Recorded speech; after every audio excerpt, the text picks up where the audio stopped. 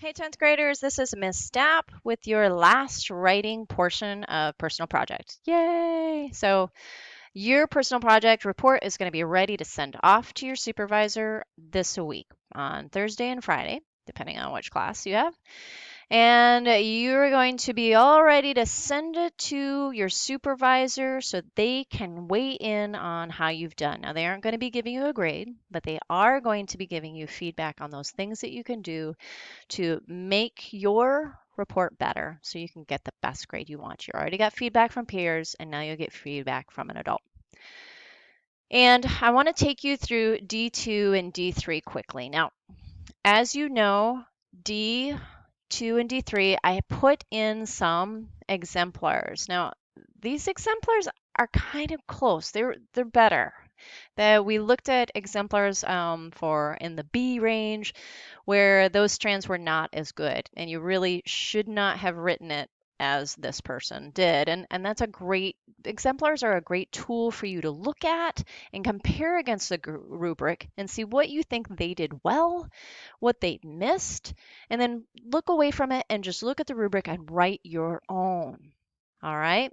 Now, the supervisors and the administration are very familiar with these exemplars. So if you hand us something that looks very much like the exemplar we are reading right now, they're going to question your authenticity, and you do not want to be accused of plagiarism. So just keep that in mind as you go back and revise your report. It should not look like the exemplar word for word. All right, so let's look at D2. D2, it says, and I've highlighted those words, those command terms, and those nouns, those things that you really need to be writing about in your report. So this is what you need to be doing, picking apart this rubric and making sure that you have each of these things they mention. So it says, present excellent reflection on how completing the project has extended your knowledge and your understanding of the topic and the global context. Do not leave out topic. Do not leave out global context. You have to hit all of these things in your report. And let's first make sure we understand what that command term present means. And I'm pretty sure present is just like state, kind of offer up for display. So you put it out there for us to examine. And by us, I mean the graders. Let's get back to D2. So present. Write it up. An overview with an excellent reflection. You remember how we show excellence. We talk about where we started and where we ended up, and you show that you gained critical skills, okay, by giving explanations and examples. Present excellent reflection on how completing the project has extended your knowledge and understanding of the topic and the global context. Okay, so you do have to talk about the topic and what you learned from the topic, how it extended your knowledge and your new understanding, and you have to talk about the global context. Okay, and talk about, again, show that excellence. You started out knowing this about the global context. By the end of the project, you also knew this. Let's look at how this exemplar handled it. Before completing the project, I had extensive knowledge on using SketchUp. See, they're setting you up with a baseline. Before, I had knowledge of SketchUp, but I did not know the concept of tiny house living.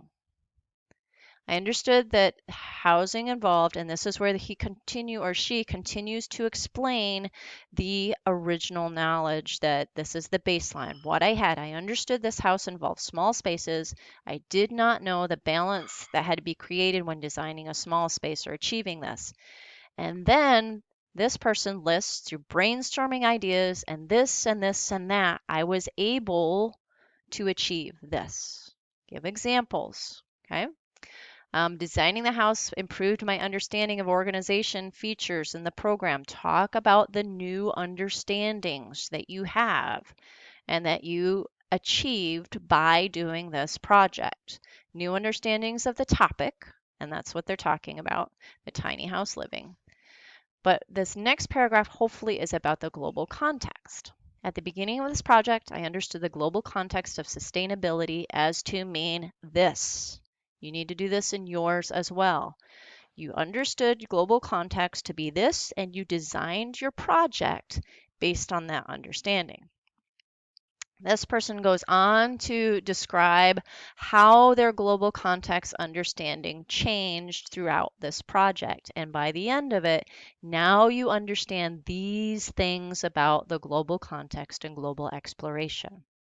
Okay, in a nutshell, again, you present that reflection where you started in this project and what you knew about the topic and the global context, all the new skills and all the new knowledge and everything that you gleaned in order to successfully complete this project. And now here is my current after the project understanding of the topic, and here is my after project understanding of the global context.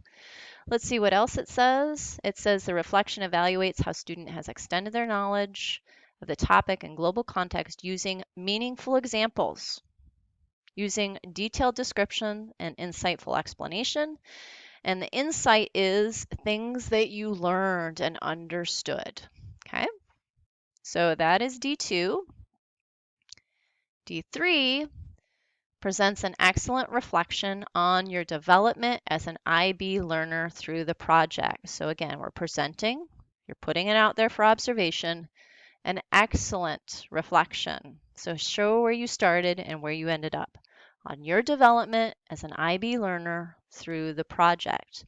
I have added into the resources the IB learner profile traits for you to look at and choose one of those. Talk about your understanding of this profile trait at the beginning of the project, your development throughout this project, and at the end of the project, what is this learner profile trait and how do you exemplify this? So again, it can't be the same. You can't say I was an inquirer at the beginning, I'm an inquirer at the end.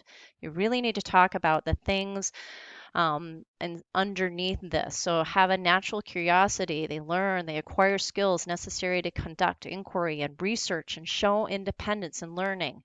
You need to talk about how you grew in all of those areas and how you ended up, what kind of inquirer you are at the end of this project. So that is how you write D2 and D3. They need to be turned in at the beginning of next class period, which for my Monday people will be Wednesday, and for my Tuesday people, that will be Thursday. So good luck, enjoy your writing, and you are seeing the light at the end of tunnel. We're almost there, guys. I will talk to you soon.